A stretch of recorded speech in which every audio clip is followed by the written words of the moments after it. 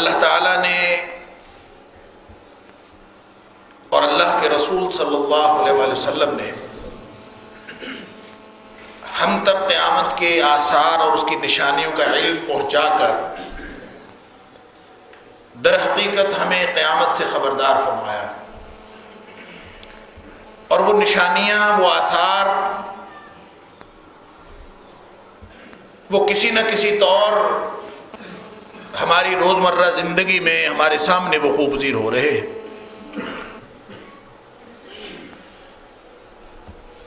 ضرورت بس اس بات کی ہے کہ ہم اس طرف توجہ کریں، اس سے نصیحت حاصل کر لیں، اپنے طرز عمل کے اندر تبدیلی پیدا کر لیں، اپنے شب و روز کے معمولات تبدیل کر لیں،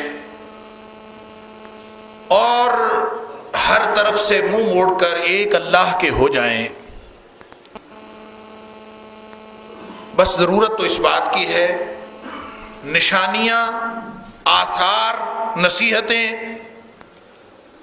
جن کی طرف توجہ دلائی گئی ہے اور دلائی جاتی ہے، ان کی کمی نہیں ہے۔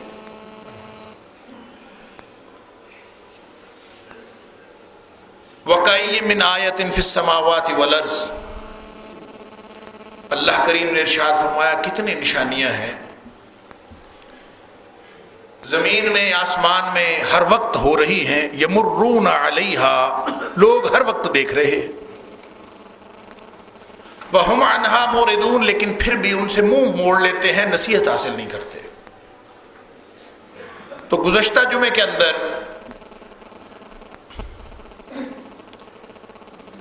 جو مشرقی پاکستان کا سانحہ ہوا تھا، اس کے حوالے سے کتاب و سنت کی روشنی میں کچھ گفتگو میں نے آپ کے سامنے رکھی تھی کہ یہ سانحہ بجائے خود ہمارے لیے ایک بہت بڑی نشانی تھا، اور اس کا تبصرہ اور تجزیہ کتاب و سنت کے اندر موجود ہے کہ تمہارے اوپر اس طرح کے حالات جب آئیں گے تو تمہارے عمراء، تمہارا بااختیار طبقہ اور تمہارا حکمران طبقہ وہ جس طرح کا کردار پیش کرے گا، یہ بھی قیامت کی نشانیوں میں سے ایک نشانی ہے، اور تمہارے کردار کی وجہ سے اس طرح کے واقعات رونما ہوں گے۔ اللہ اکبر۔ اور میں نے اس سلسلے میں سورہ ممتحنہ کی ابتدائی آیات بھی آپ کے سامنے رکھی تھی کہ اللہ تعالیٰ نے منع فرمایا کہ کفار کے ساتھ، غیر مسلموں کے ساتھ اس صورت میں خاص طور پر دوستی کی پینگیں بڑھانا انتہائی خطرناک ہے جبکہ مقابلے کے اندر دیگر لوگ تمہارے مسلمان بھائی ہوں، اور پھر اس کو قانون بنا کے قرآن پاک کے اندر نازل فرما دیا کہ آئندہ اس طرح کی بات نہیں ہونی چاہیے، اس لیے کہ دشمن دشمن ہوتا ہے، وہ جب کبھی تمہارے اوپر قابو حاصل کرے گا تو وہ ہمیشہ تمہارے اوپر زبان درازی بھی کرے گا اور دست درازی بھی کرے گا، اس لیے کہ دشمن کبھی دوست نہیں ہو سکتا، قانون ہے اللہ کا۔ لیکن کیا کیجئے کہ یہ بھی قیامت کی نشانیوں میں سے نشانی ہے کہ امور، کام، اختیارات، معاملات وہ ان لوگوں کے ہاتھ میں ہیں جو رذیل ترین لوگ ہیں اور احمق ترین لوگ ہیں، کمینے لوگ ہیں۔ یہ نبی کریم صلی اللہ علیہ وسلم نے ان کا یہ سارے الفاظ احادیث کے اندر وارد ہوئے کہ تمہارے اوپر وَكَانَ زَعِيمُ الْقَوْمِ أَرْذَلُهُمْ، کہ ایک ایسا وقت آئے گا کہ سردار وہ ہوگا جو رذیل ترین آدمی ہوگا۔ اللہ اکبر۔ اور ایک حدیث جو میں نے آپ کے سامنے رکھی مسند احمد کی پچھلے جمعے میں، اس میں فرمایا کہ جب فتنے اس طرح سے ظاہر ہوں گے کہ جھوٹ سچ بن جائے گا، سچ جھوٹ بن جائے گا، ساری باتیں مکس ہو جائیں گی، کچھ نہیں پتا چلے گا کون جھوٹ بول رہا ہے کون سچ بول رہا ہے، سارے ہی سپریم کورٹ میں سارے ہی بیان حلفی دے رہے ہیں۔ اور بیان حلفی کا مطلب پتہ کیا ہوتا ہے؟ کہ میں قسم اٹھا کے بیان دیتا ہوں، سارے ہی قسم اٹھائے جا رہے ہیں، موقف رکھتے ہیں وہ بھی قسم اٹھائے جا رہے ہیں، اور جو دوسری طرح کا موقف رکھتے ہیں وہ بھی قسم اٹھائے جا رہے ہیں۔ اللہ اکبر۔ اس لیے رسول رحمت صلی اللہ علیہ وسلم نے یہ پہلے ہی خبر دے دی تھی کہ انہا ستاتی علی الناس سنون خداع، کہ لوگوں کے اوپر دھوکے کے سال آنے والے ہیں، دھوکے کا دور آنے والا ہے، پتہ ہی نہیں چلے گا کون سچ بولتا ہے کون جھوٹ بولتا ہے، سچ جھوٹ کے ساتھ مل گیا۔ بلکہ فرمایا وَيُصَدَّقُ فِيهِ الْكَاذِبُ، وہ ایسا دور ہوگا کہ جھوٹے کو لوگ سچا کہیں گے، وَيُكَذَّبُ فِيهِ الصَّادِقُ، اور سچے کو لوگ جھوٹا سمجھے۔ یہ ساری اتنی گمبھیرتا پیدا ہو جائے گی، اتنے حالات خراب ہو جائیں گے۔ تو حالات اس طرح کے ہو جائیں تو پھر اگر حکمران صاحب بصیرت ہوں تو وہ قوم کی نمائندگی کرتے ہوئے قوم کو اس طرح کی گمبھیرتا سے نکالتے ہیں۔ لیکن کیا کیجئے، رسول اللہ صلی اللہ علیہ وسلم نے فرمایا اس وقت جو تمہارے حکمران ہوں گے نا، جو گفتگو کرنے والے ہوں گے، جو ٹیبل ٹاک کرنے والے ہوں گے، جو تمہارا کیس پلیڈ کرنے والے ہوں گے، فرمایا وہ رویبضہ ہوں گے، وَيَنْتِقُ فِيهَا الرُّوَيْبِضَةُ، وہ سارے کے سارے رویبضہ ہوں گے۔ صحابی پوچھتا اللہ کے رسول رویبضہ کیا ہے؟ تو فرمایا رویبضہ وہ احمق ترین لوگ ہیں، السفیہ، وہ احمق، یتکلم فی امر العامہ، کہ سارے عوام کے بارے میں ان کی نمائندگی کرتے ہوئے ٹیبل ٹاک اس نے کرنی ہے، سارے عوام کی قسمت کا فیصلہ اس نے کرنا ہے۔ وَيَنْتِقُ فِيهِ الرُّوَيْبِضَةُ السَّفِيهُ يَتَكَلَّمُ فِي أَمْرِ الْعَامَّةِ۔ اللہ اکبر۔ جھوٹ کی دنیا، جھوٹ کا دور، اللہ، اوپر سے حکمران احمق۔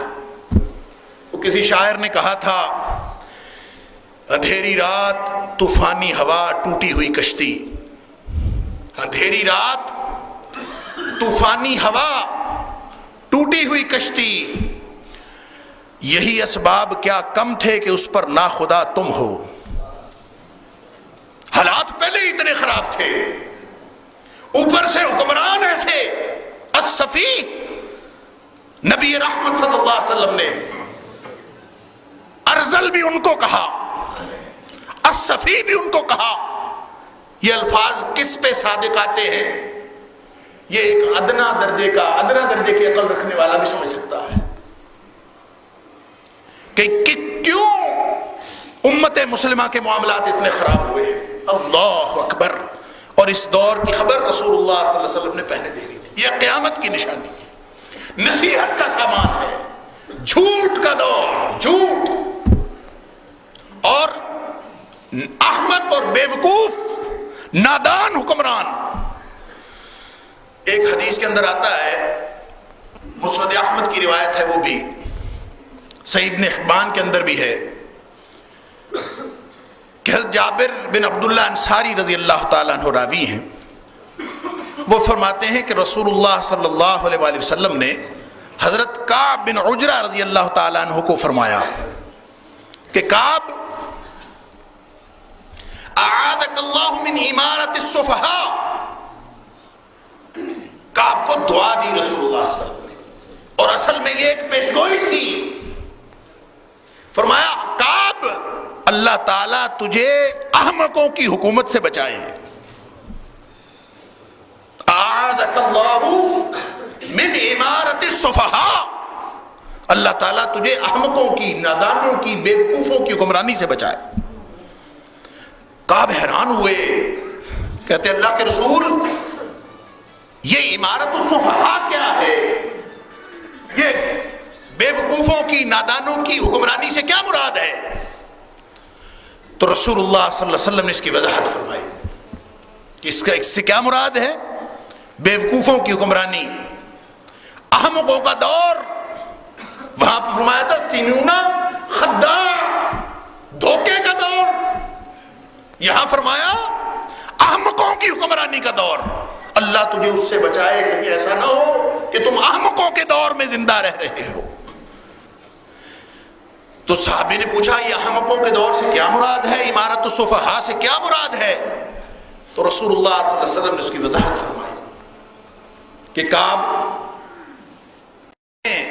عمراء، یہ تمہارے حکمران ہیں، یکونون بعدی، میرے بعد ایک وقت آئے گا کہ تمہارے حکمران بن جائیں گے، یکونون بعدی، میرے بعد ایک دور آئے گا کہ یہ حکمران ہوں گے، وہ ہے دور بے وقوفوں اور احمقوں کی حکمرانی کا دور۔ اور بے وقوف اور احمق کون ہیں؟ عمراء، یکونون بعدی، میرے بعد ہوں گے۔ اور ان کی خصوصیات کیا ہیں؟ فرمایا لا یقتدون بہدی، میری لائی ہوئی ہدایت، میرا لایا ہوا دین اسلام، میرا لایا ہوا قانون، یہ ان کو پسند نہیں آئے گا۔ لا یقتدون بہدی، میری دی ہوئی رہنمائی کی پیروی نہیں کریں گے، اپنی پالیسیاں بنائیں گے، خود سیانے بنیں گے، خود خارجہ پالیسی مرتب کریں گے، خود داخلہ پالیسی بنائیں گے، ساری دنیا کے ساتھ معاملات طے کریں گے، لیکن کبھی معاملات طے کرتے وقت اس طرف نہیں دیکھیں گے کہ اللہ کیا کہتا ہے اور اللہ کا رسول صلی اللہ علیہ وسلم کیا کہتا ہے، یہ نہیں دیکھیں گے۔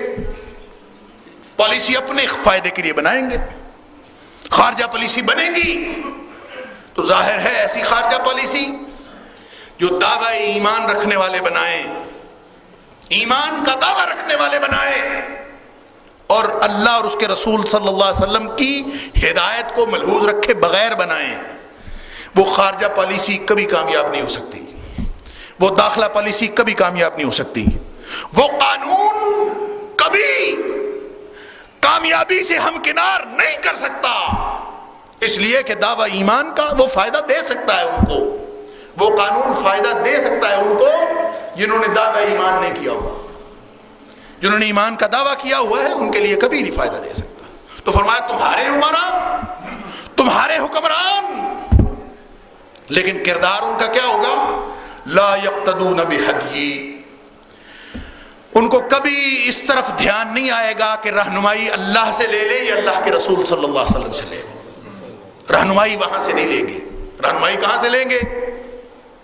اللہ اکبر، جن کو خط لکھتے ہیں، جن سے مراسم ہیں، جن کو اپنا باپ سمجھتے ہیں، فلاں جرنل، فلاں کرنل، فلاں چھوٹا، فلاں بڑا، فلاں حکمران ہماری مدد کر دو، یا امریکہ ہماری مدد کر دو، یا برطانیہ، یا فرانس، یا جاپان، ساری دنیا میں ہونکے لگائے، آوازیں لگائیں، مدد کرنے کے لیے کوئی نہیں آئے۔ کیوں؟ اللہ نے قرآن میں فرمایا ہے کہ اگر اللہ تمہاری مدد کرے گا، إِن يَنْصُرْكُمُ اللَّهُ فَلَا غَالِبَ لَكُمْ، تمہارا غلبہ صرف اس صورت ہو سکتا ہے اگر اللہ تمہاری مدد کرے۔ وَإِن يَخْذُلْكُمْ، تمہارے کرتوتوں کی وجہ سے جب اللہ تمہیں چھوڑ جائے، نام کہ تم مسلمان، کلمہ پڑھنے والے، تمہارے ملک کا نام اسلامی، حکومت کا نام اسلامی، سب کا نام اسلامی، امت مسلمہ، لیکن اللہ کی مدد ساتھ چھوڑ گئی۔ فرمایا جب وہ چھوڑ گیا، فَمَنْ ذَا الَّذِي يَنْصُرُكُم مِّن بَعْدِهِ، تو پھر ساری دنیا کو پکارتے رہنا، تمہاری مدد کے لیے کوئی نہیں آئے گا، نہیں آئے گا، یہ اللہ کا فیصلہ ہے۔ فَمَنْ ذَا الَّذِي يَنْصُرُكُم مِّن بَعْدِهِ، مدد کے لیے کوئی نہیں آئے گا۔ جہاں سے رہنمائی لینی تھی، جہاں سے روشنی لینی تھی، وہاں سے نہیں لیتے۔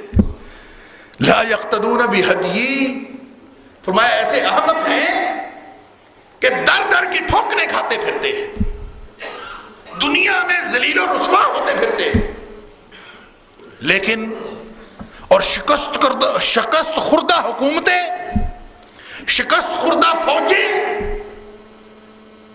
جن کو اونچی شلواروں والوں نے اور لمبی داڑھیوں والوں نے کہیں ٹکنے نہیں دیا، ان سے ہم مدد مانگتے ہیں۔ جو پہاڑوں کے باسیوں کا مقابلہ نہیں کر سکے، ان سے ہم مدد لیتے ہیں، چاہے ادھر کے لوگ ہوں چاہے ادھر کے لوگ ہوں، میرا مخاطب اور میری مراد کوئی ایک نہیں ہے، سارے۔ فرمایا لا یقتدون بہدی، بھائی کوئی رہنمائی اللہ اور اس کے رسول سے بھی لے لے، خطاب کر رہے ہیں رضی اللہ تعالیٰ۔ پھر فرمایا کہ دیکھو جب تمہارے اوپر اس طرح کے حکمران مسلط ہوں تو تم نے کیا کرنا ہے، تمہارا کردار کیا ہونا چاہیے، چونکہ وہ تو جھوٹے لوگ ہیں، دجالی لوگ ہیں، فریبی لوگ ہیں، ارذل لوگ ہیں، سفیہ ہیں، سفہاء ہیں۔ یہ نبی کریم صلی اللہ علیہ وسلم نے ان کی یہ خصوصیات بیان فرمائی، تو تم نے کیا کرنا؟ فرمایا فمن صدقهم بکذبہم وَأَعَانَهُمْ عَلَى ظُلْمِهِمْ، تم میں سے جو کوئی ان کے ساتھ مل گیا، جس نے کسی نے ان کی پالیسی کی تائید کر دی، من صدقهم بِكَذِبِهِمْ، حالانکہ وہ جھوٹے لوگ تھے، ان کی ساری پالیسیاں جھوٹ، سارے معاملات جھوٹ، ان کا جھوٹ ساری دنیا پر واضح ہو گیا۔ من صدقهم بِكَذِبِهِمْ، تم میں سے جس نے ان کی تصدیق کر دی نا کہ ہاں ان کی پالیسی ہم اس کی تائید کرتے ہیں، ہم ان کے ساتھ ہیں، بس یہ کہہ دیا وہ ٹھیک ہے۔ وَأَعَانَهُمْ عَلَى ظُلْمِهِمْ، یا پھر جو وہ ظلم ڈھا رہے تھے اللہ والوں پر، یعنی لوگوں پر کس لیے ظلم ڈھایا جا رہا؟ وَمَا نَقَمُوا مِنْهُمْ إِلَّا يُؤْمِنُوا بِاللَّهِ الْعَزِيزِ الْحَمِيدِ، ان کا جرم کیا ہے؟ جرم یہ کہ ہم اللہ کو ماننے والے ہیں، اس جرم کی پاداش میں تم نے ان سے انتقام لیا، اس جرم کی پاداش میں تم نے پالیسیاں بنائی۔ جرم کیا تھا؟ مَا نَقَمُوا مِنْهُمْ إِلَّا يُؤْمِنُوا بِاللَّهِ الْعَزِيزِ الْحَمِيدِ، انہوں نے یہی کہا تھا نا ہم دنیا میں کسی بڑے کو بڑا نہیں مانتے سوائے اللہ کے، یہی کہا تھا نا، کسی اسوے کو اسوہ نہیں مانتے سوائے رسول اللہ صلی اللہ علیہ وسلم کے اسوہ کے، اس کے علاوہ جرم کیا ہے؟ فرمایا جس نے بھی ان کی پالیسیوں کی تائید کر لی تم میں سے، یاد رکھو من صدقهم بکذبہم، جس نے بھی تصدیق کر دی، وَأَعَانَهُمْ عَلَى ظُلْمِهِمْ، ان کے ظلم کے باوجود۔ ظلم بھلا کیا ہوتا ہے؟ ظلم صرف یہ نہیں ہوتا کہ کسی کو مار دینا یا کسی کا قتل عام کر دینا یا کسی پر تشدد کرنا ناجائز، صرف ظلم یہ نہیں ہوتا، ظلم یہ بھی ہوتا ہے کہ کسی حقدار کو اس کا حق نہ دینا اور کسی نااہل کو وہ حق دے دینا، یہ بھی ظلم ہوتا ہے۔ لہذا کون سا محکمہ ایسا ہے جہاں ظلم نہیں ہو رہا؟ کون سی جگہ ایسی ہے، کون سا معاملہ ایسا ہے؟ یہاں تو انقلاب کی باتیں بھی کرنے والے ظالموں کو اپنا سیڑھی بنا رہے ہیں، ان کا کندھا استعمال کر رہے ہیں، وہی ظالم، وہی چٹے بٹے جو جامعہ حفصہ کی طالبات کو شہید کرنے والے اور پاک باز اہل ایمان کی شہادت کے معاہدوں پر دستخط کرنے والے پھر سے تبدیلی کا نعرہ لے کر آ گئے ہیں۔ اللہ اکبر۔ رسول اللہ صلی اللہ علیہ وسلم نے فرمایا یاد رکھو کوئی ادھر کا ہو کوئی ادھر کا ہو، من صدقهم بکذبہم، جس نے ان کے جھوٹ کے باوجود ان کی تائید کر دی، وَأَعَانَهُمْ عَلَىٰ ظُلْمِهِمْ، اور پھر ان کی مدد کی، جیسی تیسی مرضی وہ ظلم کرتے رہے، جس طرح مرضی وہ نااہلوں کو نوازتے رہے، جس طرح مرضی وہ حقداروں کے حق مارتے رہے، وہ جو مرضی کرتے رہے، پھر بھی آپ نے ان کی مدد کی۔ تو فرمایا سن لو، فَأُولَٰئِكَ لَيْسُوا مِنِّي وَلَسْتُ مِنْهُمْ، نہ وہ میرے نہ میں ان کا۔ رسول اللہ صلی اللہ علیہ وسلم نے اعلان برات فرما دی۔ پھر پھرتے رہو، پالیسیاں بناتے رہو، سیاست کرتے رہو، پارٹیاں بدلتے رہو، لیکن میرے ساتھ تمہارا کوئی تعلق نہیں۔ فَأُولَٰئِكَ لَيْسُوا مِنِّي، نہ وہ مجھ میں سے، وَلَسْتُ مِنْهُمْ، نہ میں ان میں سے، نہ ان کا میرے ساتھ کوئی تعلق، نہ میرا ان کے ساتھ کوئی تعلق۔ بلکہ صرف یہی نہیں، ایک اور بری خبر بھی سنا دی مستقبل کے حوالے سے۔ فرمایا وَلَا يَرِدُوا عَلَى حَوْضِي، ان کو میرے حوض کوثر پہ آنے کی اجازت نہیں ہوگی۔ تعلق ہی کوئی نہیں، میرے ساتھ تو تعلق ہی نہیں رہا، نہ دنیا میں کوئی تعلق، نہ آخرت میں کوئی تعلق۔ اللہ اکبر، یہ میرے آپ کے لیے نصیحت کا سامان ہے، ہم عوام کے لیے نصیحت کا سامان ہے کہ من صدقہم بکذبہم، تم میں سے جس نے ان کے جھوٹی پالیسیوں کی تائید کی، وَأَعَانَهُمْ بِظُلْمِهِمْ، ان کے ظلم کے باوجود ان کی مدد کی، تو فرمایا یاد رکھو جس نے بھی ایسا کیا فَأُولَئِكَ لَيْسُوا مِنِّي وَلَسْتُ مِنْهُمْ، نہ میرا ان کے ساتھ کا کوئی تعلق، نہ ان کا میرے ساتھ کوئی تعلق۔ وَلَا يَرِدُوا عَلَى حَوْضِي، اور میرے حوض کوثر پہ بھی ان کو آنے کی کوئی اجازت نہیں ہے، وہاں نہیں آ سکیں گے وہ۔ پھر کرنا کیا ہے؟ فرمایا تائید نہیں کرنی بلکہ تردید کرنی ہے۔ وَمَن لَّمْ يُصَدِّقْهُمْ بِكَذِبِهِمْ، جس نے ڈٹ کے کہا کہ اللہ ہم ان کی پالیسیوں سے بری ہیں، اللہ ہمارا ان کے ساتھ کوئی تعلق نہیں ہے، اللہ ہم ان کی پالیسیوں کی تائید نہیں کرتے، یہ جھوٹے لوگ ہیں، جھوٹی پالیسیاں بناتے ہیں، سوائے اللہ اور اس کے رسول صلی اللہ علیہ وسلم کی پالیسی کے ہمارا کسی پالیسی کے ساتھ کوئی تعلق نہیں ہے، جنہوں نے اس طرح کا اظہار کیا، مَن لَّمْ يُصَدِّقْهُمْ بِكَذِبِهِمْ، جنہوں نے ان کی جھوٹی پالیسیوں کی تائید نہیں کی، وَلَمْ يُعِنْهُمْ عَلَى ظُلْمِهِمْ، اور پھر ان کی مدد نہیں کی ان کے ظلم میں، ساتھ نہیں لگے ان کے، تو فرمایا فَأُولَئِكَ مِنِّي وَأَنَا مِنْهُمْ، وہ میرے ہیں میں ان کا ہوں۔ چاہے دنیا میں کوئی ان کو قتل کر دے، چاہے دنیا میں ان کا حشر جو مرضی ہو، چاہے درگاہ قرار پائے، ان کو لوگ دروازوں سے دھتکار دے، حالات جس طرح کے مرضی ہو جائے، دنیا میں جو مرضی کرنے والے ہوں، لیکن وہ میرے میں ان کا۔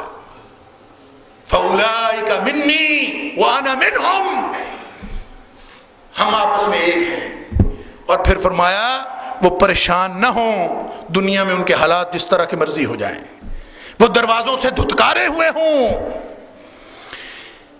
فَسَيَرِدُوا عَلَى حَوْضِي، عن قریب میرے ساتھ ان کی حوض کوثر پہ ملاقات ہوگی، وہاں ملیں گے۔ اللہ اکبر۔ اور یہ حدیث میں نے آپ کو پہلے سنائی ہوئی ہے کہ اللہ کے رسول صلی اللہ علیہ وسلم نے ہمیں بتایا، یہ مختلف کتابوں کے اندر، نسائی کے اندر بھی، ترمذی شریف کے اندر بھی یہ حدیث موجود ہے کہ ایک دفعہ رسول اللہ صلی اللہ علیہ وسلم نے مجمع کے اندر سارے صحابہ کرام کو خطاب فرماتے ہوئے فرمایا الا، خبردار ہو کے سنو۔ اور جب اللہ کے رسول صلی اللہ علیہ وسلم الا فرماتے تھے نا، اس کا مطلب یہ ہوتا تھا کہ کوئی بہت ہی اہم بات ہونے والی۔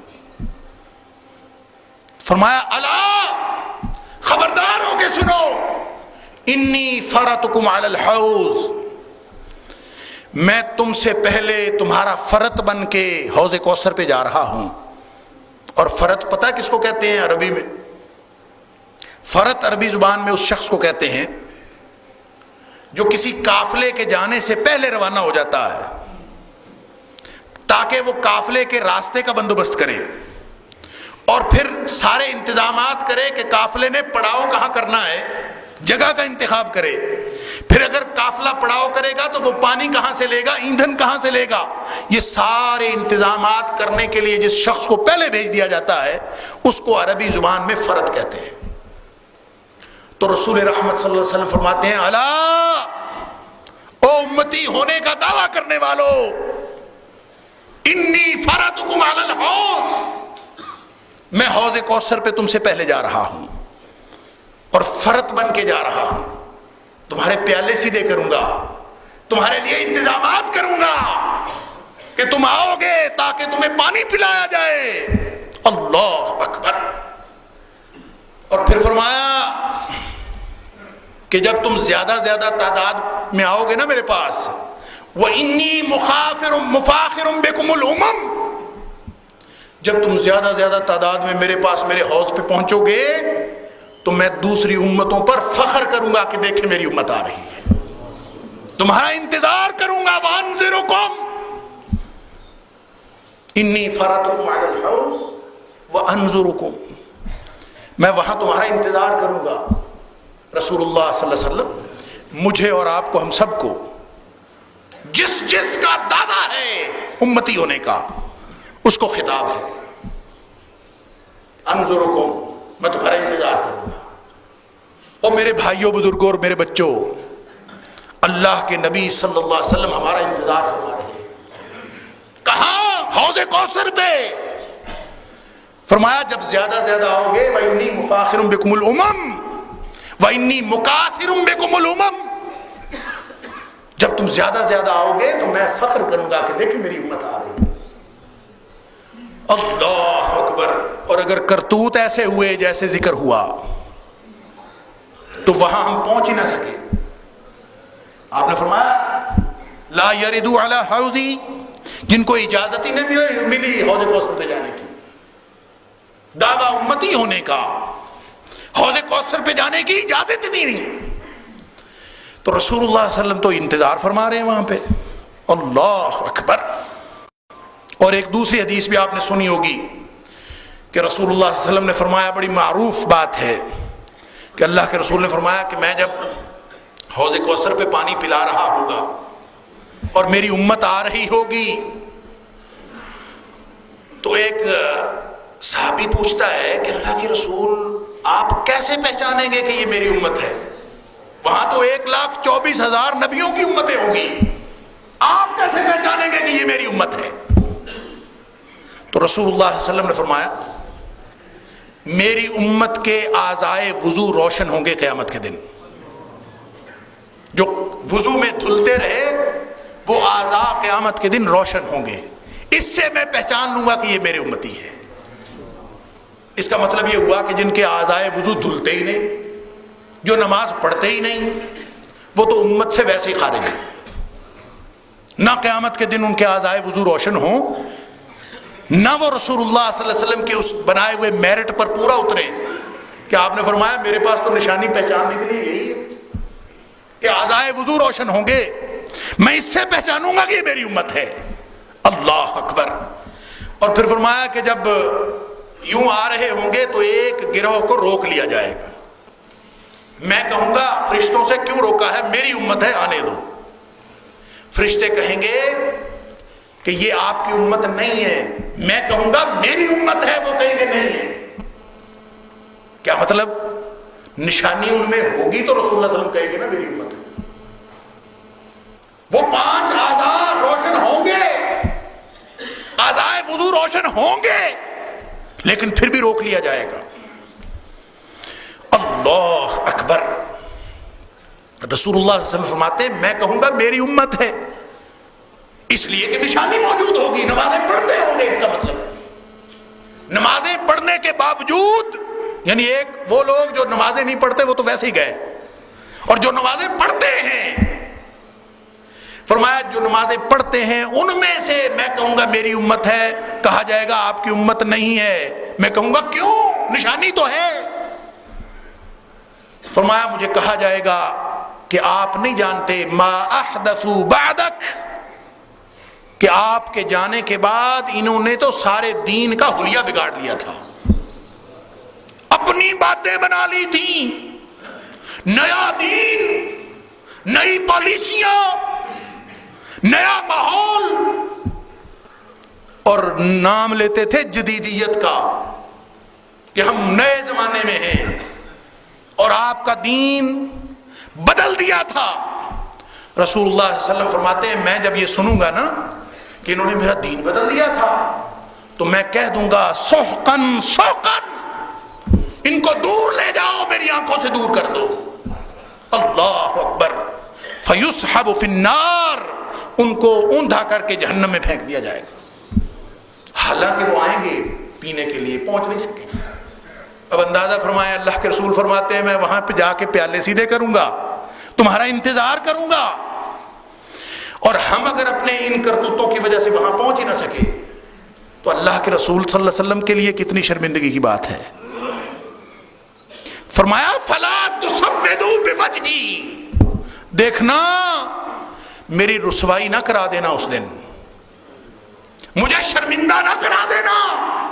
فلا تسودوا بوجہی, ایسا نہ ہو کہ میں انتظار کرتا رہوں تم وہاں پہنچ ہی نہ سکو. اللہ اکبر. فلا تسودوا بوجہی, مجھے اس دن رسوا نہ کرانا, میرے منہ پہ کالک نہ ملنا اس دن. زیادہ واضح الفاظ میں اگر کہیں تو اللہ کے رسول صلی اللہ علیہ وسلم, اللہ کے بعد کائنات کی بزرگ ترین ہستی, امتیوں امتی ہونے کا دعویٰ کرنے والوں, وہ اپنی عزت کی دہائی دے رہا ہے کہ قیامت کے دن کہیں مجھے رسوا نہ کروا دینا. کیوں کہ تم نے سارے کرتوت ہی اپنے بنا لیے ہیں, اس لیے ایسا نہیں کرنا. فرمایا ان کی تصدیق بھی نہیں کرنی, ان کے ساتھ بھی نہیں چلنا, ان کی مدد بھی نہیں دینی, ان سے بچ جانا ہے, ہٹ جانا ہے. اگر ہٹ گئے تو سمجھ لو بچ گئے. اللہ اکبر. اور پھر یہ تو ان کی بات ہے نا جو سیاستدان ہیں, جو حکمران بننے کی کوشش کرتے ہیں, تو حکمرانوں سے مراد صرف سیاستدان نہیں ہے, ہر وہ مقتدر طبقہ ہے جو کسی بھی طرح کا اختیار رکھتا ہے. مسلم شریف کی ایک اور حدیث میں انشاءاللہ اگلے جمعے میں سناؤں گا, اس کے ساتھ ریلیٹ کریں گے, مزید اللہ کے فضل سے ہمیں باتیں سمجھ میں آئیں گی, حالات کا تجزیہ ہوگا. اللہ تعالی ہمیں درست طرز عمل کی توفیق عطا فرمائے. وآخر دعوانا الحمدللہ رب العالمین.